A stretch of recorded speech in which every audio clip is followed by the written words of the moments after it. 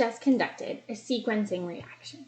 And what I have in this tube is a mixture of DNA fragments of different lengths, and each one ends with a fluorescently labeled dideoxynucleotide. But if I just look at the fluorescence in the whole tube, I'll just see all 4 colors, and that won't help me determine the sequence.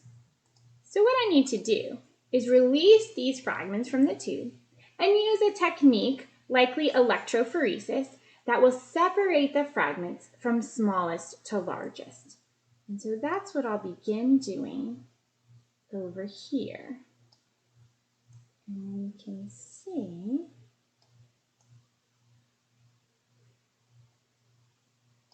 how each fragment is a different length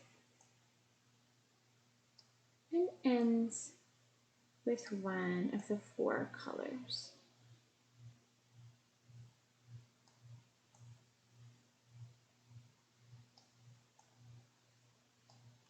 Okay, so now I've ordered my fragments and I see these different fluorescent signals, but to determine the sequence, I need to know the key of what each color represents, and I've shown that here.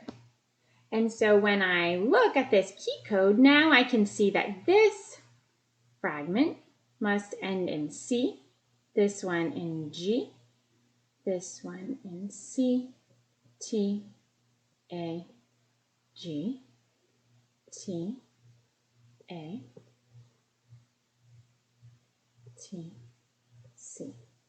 And I also remember that I know something about the directionality of DNA, which is that fragments are synthesized from 5' to 3'. So as each nucleotide was added to a fragment, it was added to the 3' end. So that means that I know that the directionality of this sequence is 5' to 3'. Or written this way, this fragment would be 5' to 3'.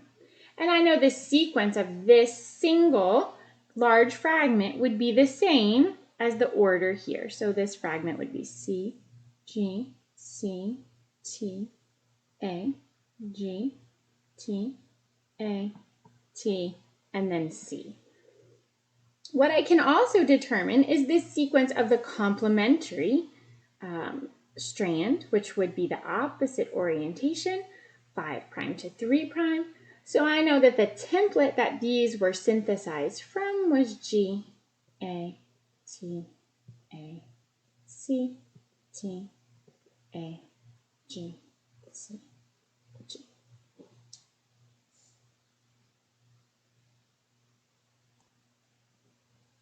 Remember that this means that each of these nucleotides that were added in order were deoxynucleotides until a dideoxynucleotide was incorporated, and that's when the strand synthesis ends.